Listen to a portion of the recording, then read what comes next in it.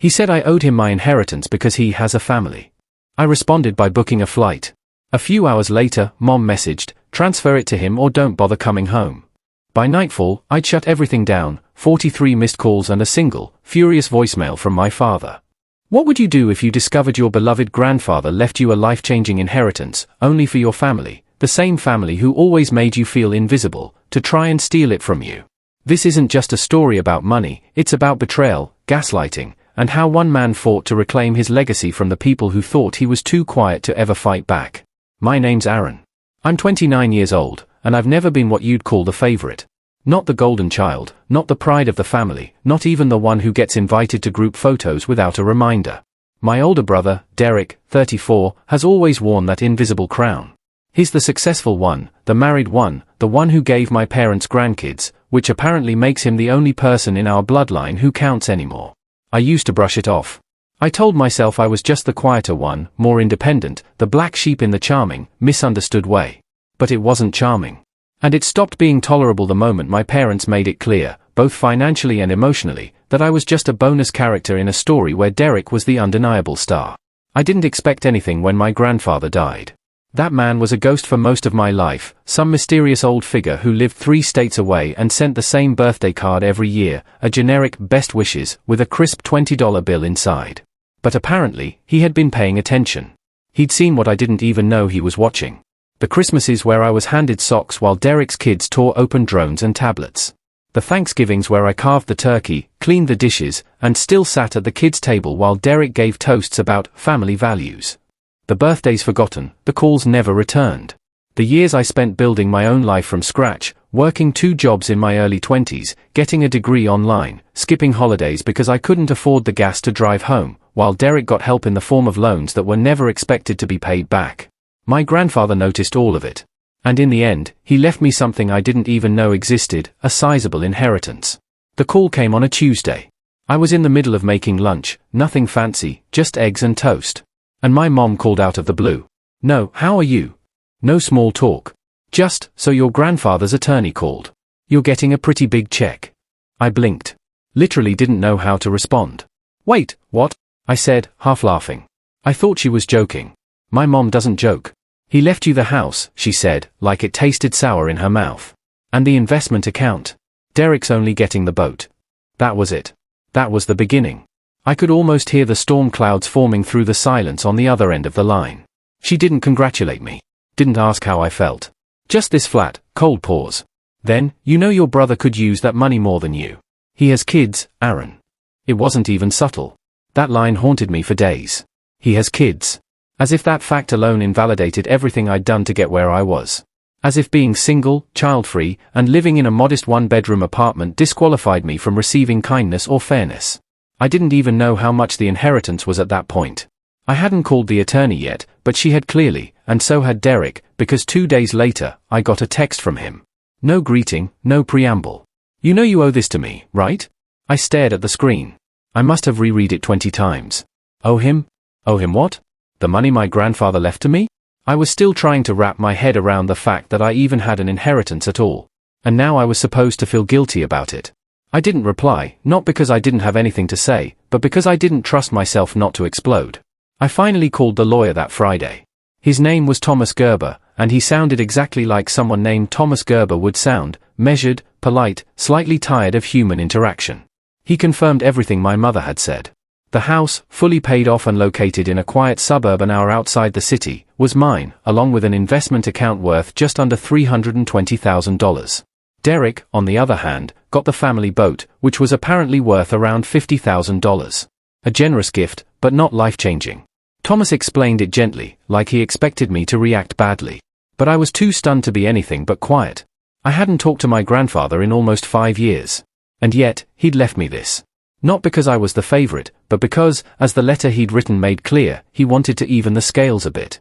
That letter was just 2 paragraphs long, but I reread it more times than I can count. He said he'd seen how I was treated, that he admired my independence, that he was proud of the man I'd become, even if no one else ever said it out loud. I cried. I don't cry often, but I cried sitting alone on my hammer-down couch with a letter from a man I barely knew who somehow understood me better than my own parents. Of course, that little moment of peace didn't last. The next week, Derek called, not texted, called, which was unusual enough that I thought maybe something had happened. Maybe he wanted to bury the hatchet, talk like grown-ups, figure this out calmly. I was stupid to think that. "Hey," he said in a voice that was already laced with condescension. "I assume you've processed everything by now." I didn't know what he meant by processed, so I stayed quiet. He continued, "Look, I'm not trying to be a jerk, all right, but come on, man. You don't need all that. You're single. No kids, no mortgage. I mean, what are you even going to do with it?" I blinked again. These people really loved reminding me I had no children.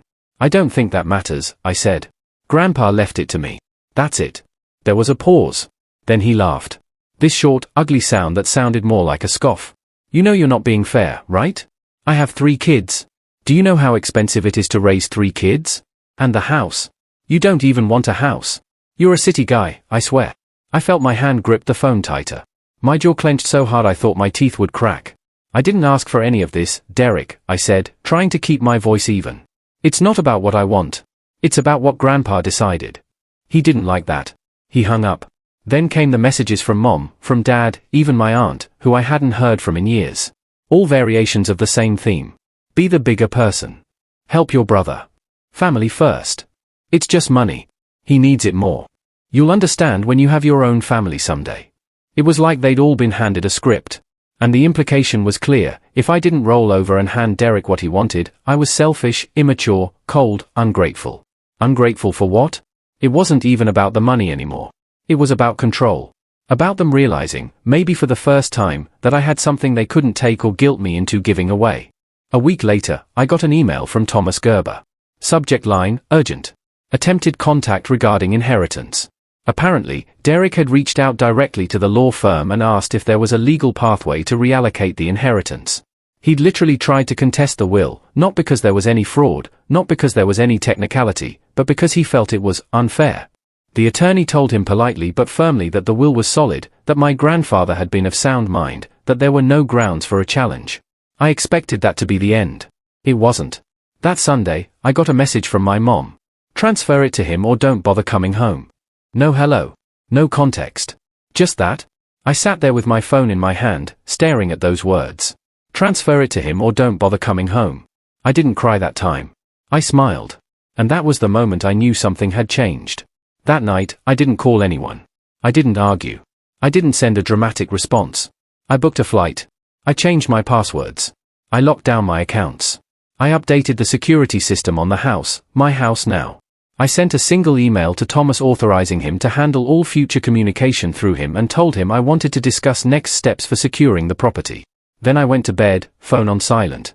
When I woke up, 43 missed calls, 1 rage-fueled voicemail from my dad. And that was just the beginning. It started small, as these things always do. Little digs, passive-aggressive comments. I had foolishly assumed that going low contact after the "transfer it to him" message would buy me peace. Instead, it seemed to provoke something worse, like I had broken some unspoken rule of the family hierarchy, and now they were all lining up to put me back in my place. I didn't go home for Easter. Not a big deal, right? I'd never really been a fan of big family holidays anyway. But in the days leading up to it, the messages started again. From Mom, "You could at least make an appearance. Derek's kids want to see their uncle." From Dad, "It's not about you, Aaron. It's about family. Stop acting like a victim." From Derek, of course, "Enjoy spending Grandpa's money alone." So, I ignored them, made myself a quiet dinner, watched a movie, tried to enjoy the silence. Then the photos started rolling in on Facebook. The whole family in their pastel best. Derek's kids holding giant plastic eggs. My parents beaming in the background. And then, because the universe couldn't resist a good jab, my mom posted a photo captioned, "So grateful for family. All of our blessings in one room." Oh, I didn't even like Facebook. I rarely checked it. But that night, I checked it 3 times. Not because I missed them, but because I needed the reminder. I needed to remember how quickly they erased me when I stopped serving their narrative. A week after Easter, I got an email from a real estate agent. It was about the house, my grandfather's house, asking if I was still planning to list it. I hadn't even contacted a realtor yet. Confused, I called the agency. The woman on the phone was chipper, polite, but clearly a little puzzled. "Oh, I spoke to a Mr. Derek last week. He said he was representing you as family and wanted to get the ball rolling." I almost dropped the phone. I clarified that no. I had not authorized anyone to represent me or sell the house. She apologized profusely and said she'd make a note on the file, but the damage was done. He had tried to sell my house, and not quietly either. According to the agent, he'd already taken photos. Interior photos. That was the part that made my blood run cold because I hadn't given him a key. So, how the hell did he get in? I drove out to the property the next day. It was a quiet Wednesday morning, and I made the hour-long trip with a pit in my stomach. The neighborhood was peaceful as ever. Well-manicured lawns, retirees walking small dogs, mailboxes with flags politely raised. But when I pulled into the driveway, I immediately saw it. The lockbox. A chunky black realtor lockbox hanging from the doorknob. He'd changed the damn locks. I stood there for a full minute just staring. My own house. My inheritance. The only thing that had ever been mine. And he had waltzed in and claimed it like it was nothing. Rage doesn't come in a flash like movies show. Not always. Sometimes it comes in waves. Slow, creeping, unrelenting. I didn't scream. I didn't punch anything. I just pulled out my phone and took pictures of the lockbox, the exterior, the mailbox with my name on it. I walked the perimeter and filmed a slow video. Then I drove straight to the police station. It was the first time I said it out loud to someone official. I think my brother broke into my house. The officer was surprisingly sympathetic. He took the report, asked if I had proof of ownership, I did, and told me to follow up with a locksmith and a lawyer. That evening, I had the locks changed again. This time with a security system installed, cameras, motion alerts, a smart doorbell. I didn't tell anyone. I didn't want them to know what I was planning. I just wanted to watch. Sure enough, 3 nights later, the motion sensor went off. I was at my apartment, but my phone lit up with the alert. Front door activity detected. I opened the app, and there he was, Derek, standing on the porch in a hoodie, fumbling with the lockbox that was no longer there. He looked confused, angry. He rattled the doorknob and then he looked straight into the camera. He saw the light, realized what it was. He didn't say anything, but I could see it in his face. He knew. I never called him, never mentioned it, but the silence that followed was thick with something unspoken. A week later, I got a certified letter in the mail. My parents had hired a lawyer. The letter was a request, polite, legally worded, but clear. They wanted me to consider relinquishing partial rights to the estate in favor of Derek. It framed it as a gesture of goodwill. Said it was in the interest of family harmony. My father had signed it, not my mother, not Derek, my father. The same man who once told me, "You've got to earn your way in this world, Aaron." Now he wanted me to give away what I'd earned through grief, through estrangement, through silent, painful years of being the one no one fought for. I didn't respond. Instead, I went back to the house, sat in my grandfather's old recliner, the one they hadn't gotten around to selling or donating yet. I sat there and just existed. Looked around at the dusty shelves, the old lamp with the crooked shade, the faint smell of leather and time.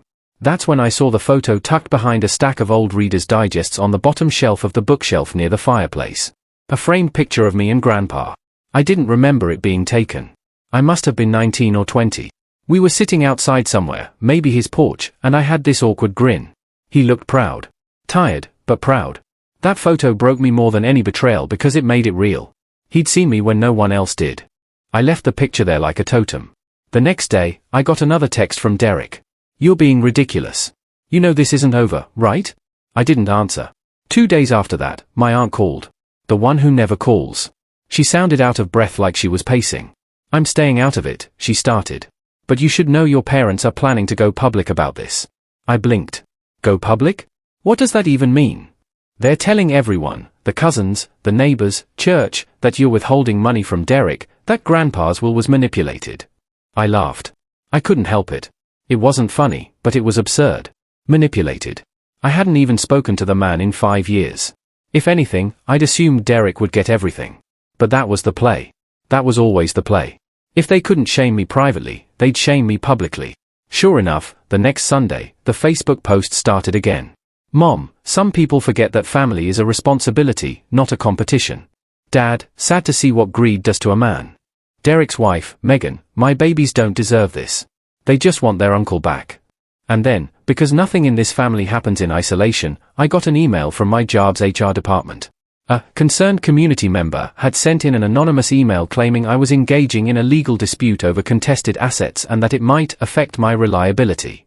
It was subtle, vague enough to be dismissed, but still, someone had tried to jeopardize my career. That's when I knew this wasn't about the inheritance. It wasn't even about the house. It was about power and punishment. They couldn't believe I'd stood up for myself, that I had something they couldn't touch. So now they were going to burn the earth around me until I crawled back. But I wasn't crawling back. I was done crawling. I didn't react the way they expected. That's the part that probably confused them the most. No angry replies. No long-winded explanations.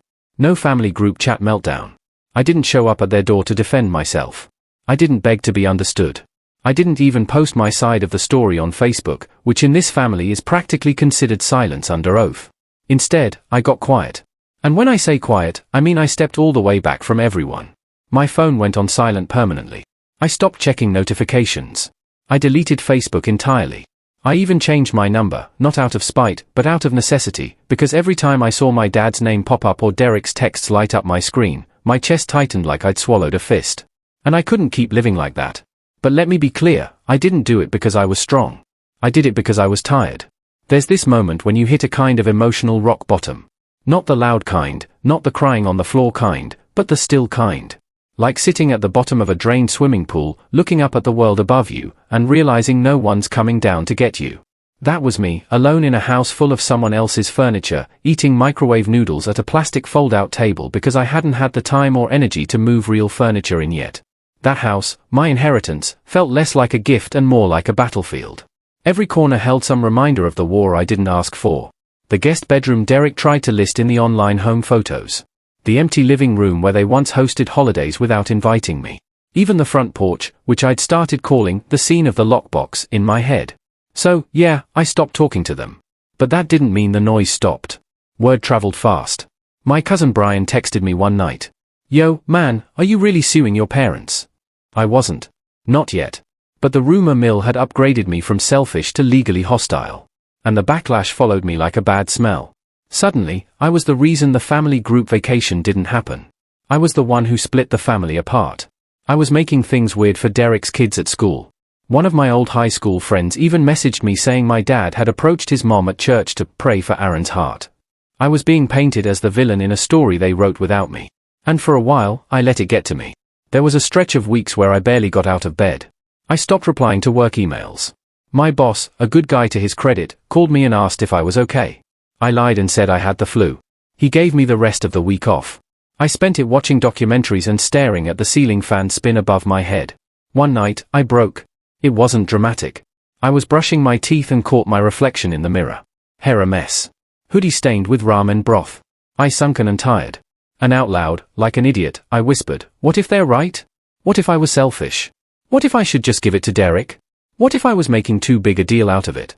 Wouldn't it be easier to just let go, hand it over, go back to being the quiet one who never made waves?" That thought sat with me all night. But something funny happened the next morning. I woke up. That's it. Just woke up, got out of bed, took a long shower, cleaned the kitchen, ordered a real table off Wayfair. Not because I had some motivational epiphany or watched a TikTok about healing, just because I realized the world wasn't going to stop spinning for me. No one was coming to save me. And if I didn't want to drown in their version of my life, I had to start building my own. So, I did. Slowly. The first thing I did was renovate the house. I didn't even plan to live in it long term, but I wanted to make it mine. To take back the narrative. I started with the kitchen, ripped out the cabinets myself, watched YouTube videos about tile work, painted until my hands cramped. It was messy and slow and completely out of my comfort zone, but it gave me something I hadn't had in months, a sense of control. Neighbors started noticing. One of them, Linda, a late 60s dog owner, excellent baker, brought me lemon bars and introduced herself. She'd known my grandfather. Said he used to wave from the porch every morning. We talked for 20 minutes. Nothing deep, just normal, the kind of conversation I hadn't had in too long. I didn't realize how much I missed being seen until I wasn't constantly ducking behind guilt. The house started to change, and so did I. At work, I found my footing again. Got involved in a new client project. Led a few calls. My boss noticed, gave me a raise, said I seemed different lately, in a good way. I smiled and thanked him. Didn't tell him it was because I'd finally stopped carrying a family on my back that never really carried me. And the inheritance? I didn't blow it. I didn't buy a sports car or fly to Bora Bora. I met with a financial advisor. Smart guy. Explained things in a way that didn't make me feel like a child. He helped me split the account into 3 parts, one for savings, one for investment, and one for something he called joy spending. I liked that. I used the Joy Fund to do one thing. I booked a solo trip to Kyoto.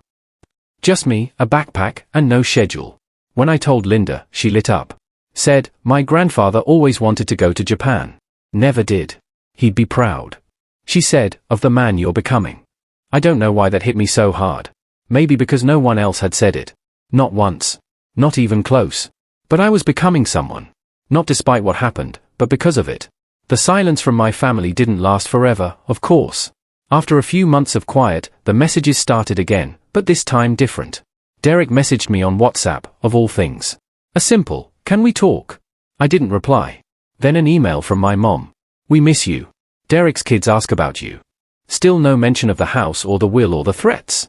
Just this vague, guilt-drenched attempt to reel me back in.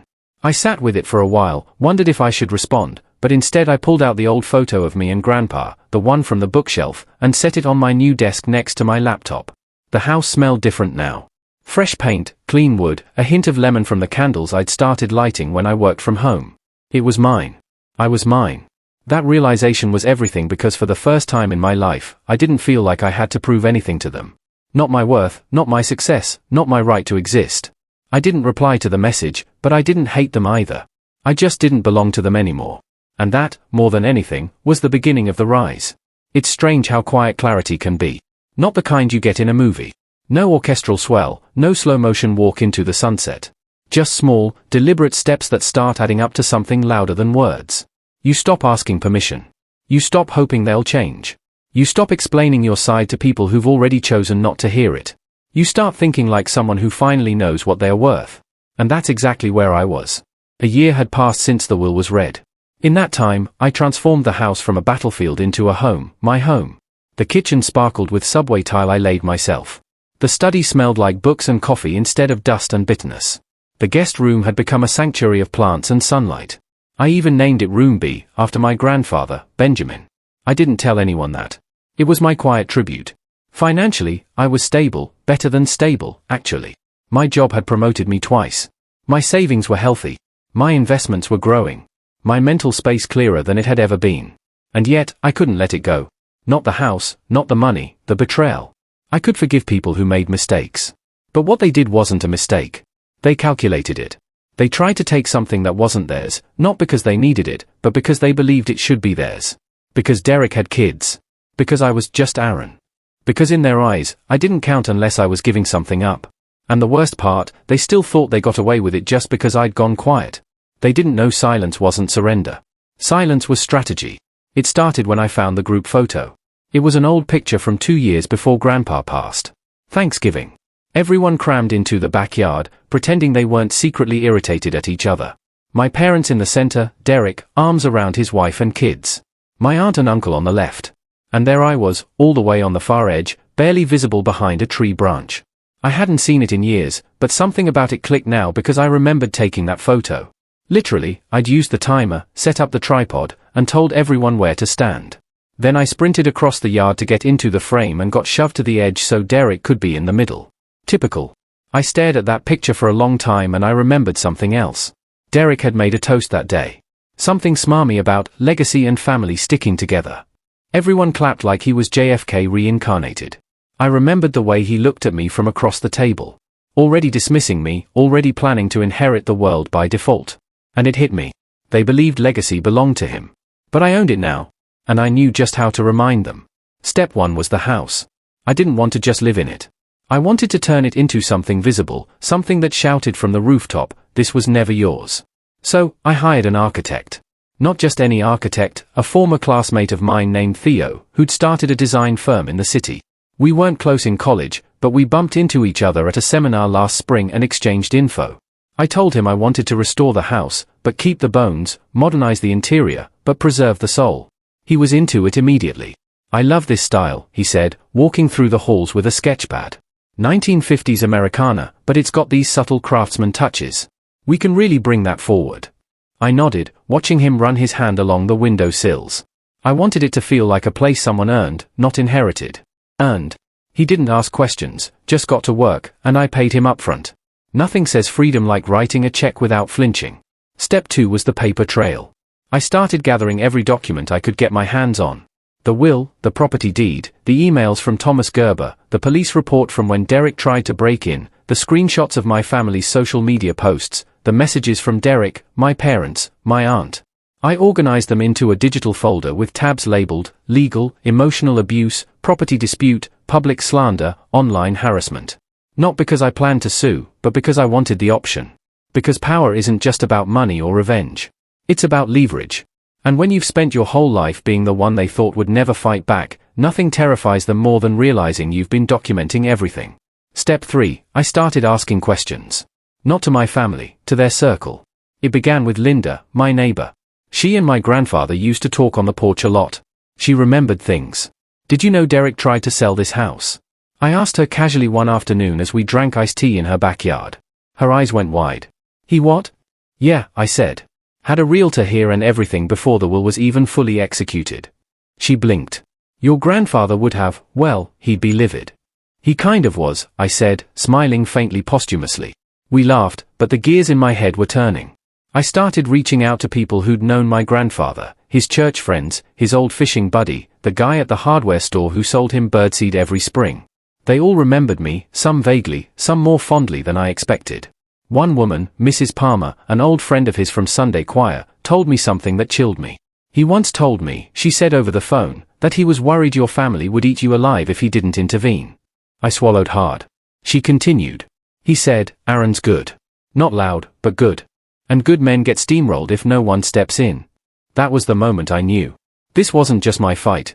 This was my responsibility to honor what he tried to protect. So, I started writing. It wasn't a revenge letter. It wasn't even for them. It was for me. I wrote down everything they'd ever said to make me feel smaller. Every time I was made to feel like a burden, every gift Derek got that I didn't. Every chore I did while they watched TV. Every family gathering where I was the afterthought. Every moment I let them make me question if I was worth loving. And then I wrote down everything I'd done despite them. Got my degree, held down 2 jobs at once, paid off my debt, bought my first car, got promoted, traveled alone, rebuilt a house from the ground up. It was a long list, longer than I expected. And at the bottom, I wrote, I will no longer apologize for who I had to become to survive the people who refused to see me. I folded that list and tucked it into the drawer next to my bed. Not because I needed to look at it, but because one day they might. And when they did, I wanted them to know I remembered everything. The final step of the setup came almost by accident. Theo had finished the blueprints. The permits were filed. The renovations were underway. And as I was walking through the house with him, admiring the early changes, he said something that stuck. You know, he said, running his hand along the new stair banister. This place has history. If it were mine, I'd name it. I raised an eyebrow. Name it? Sure, he shrugged. People name properties all the time, especially homes with legacy. You've got something special here. That night, I sat in the living room, my living room, staring at the fireplace. And then it came to me, the Benjamin house. Not flashy, not dramatic, just his name. But it felt right, like an echo of everything he gave me. Not just the inheritance, but the belief that I was worth fighting for. I filed the paperwork the next day, created a website, registered the property as a small retreat space for writers and artists, booked the first guest for the summer, an author friend of mine who needed a quiet place to finish her novel. And just like that, the house stopped being a symbol of pain. It became a mission. A way to rewrite the legacy. My legacy. And as for my family, they still hadn't seen what was coming, but they would because I wasn't done yet. Not by a long shot. The housewarming invite was never meant for them, but I sent it anyway. A cream-colored card, simple embossed lettering, you are cordially invited to the reopening of the Benjamin house. A creative retreat and legacy home. Date, time, website link, RSVP optional. No signature, no explanation. I sent it to my parents' address, to Derek's, even to my aunt who once told me, family sticks together, but not everyone is glue. I knew they'd get it. I knew it would burn. And honestly, that was the point. The official reopening was nothing extravagant, just 30 or so people, mostly creatives, neighbors, and a few friends from work. The house had been transformed. Open concept living space, clean Scandinavian lines mixed with warm heritage elements. The dining room still had Grandpa's original table, but now it sat beneath a chandelier I found at a vintage shop. The back porch was rebuilt entirely, facing the woods with a wraparound railing and hanging string lights. It wasn't a palace. It was dignity. The new sign above the door read, The Benjamin House, established 1957 or reclaimed 2025. It was subtle, but I knew it would strike exactly where I needed it to. Derek saw the website first. I know this because he messaged me the night before the opening. What the hell is this? You turned Grandpa's house into a business. I stared at his message, sipping a cup of tea, and finally wrote back. I turned it into something that gives back. You tried to sell it. He left it on read. Good. Because the revenge was never going to be explosive. No lawsuits, no screaming matches. I had something better. Visibility. Every person they knew would see the announcement, the church friends, the neighbors, the old family friends who had grown quiet over the years, but still watched Facebook like it was the evening news. I'd uploaded the full renovation process as a blog on the website, pictures, updates, even a short video walkthrough narrated by Theo. In the opening credits, I had included a dedication for Benjamin Moore, who saw value where others only saw silence. It wasn't petty.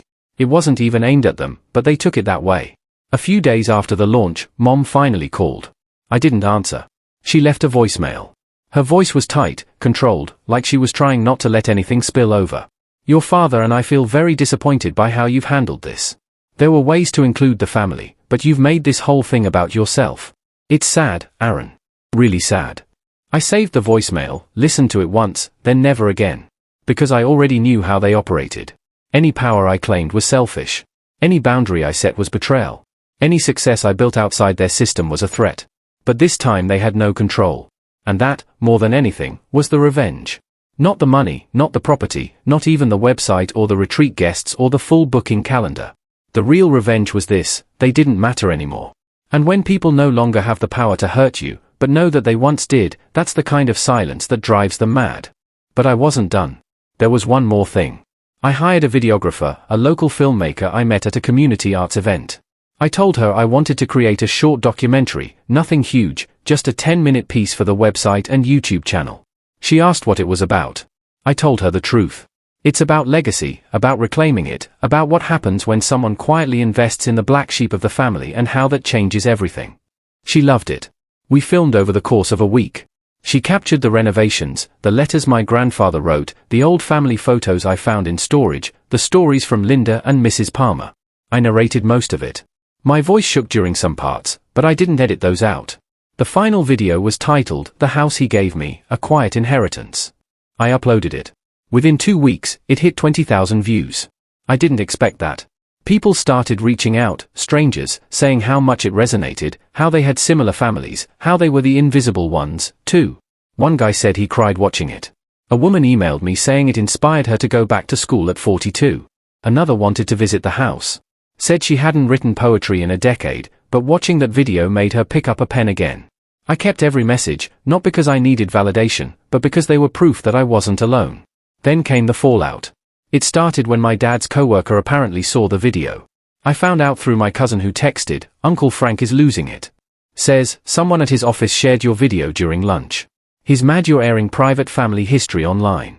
That made me smile because that was the fear, wasn't it? Not that I was lying, but that I was telling the truth and that people believed me. My aunt unfriended me on every platform.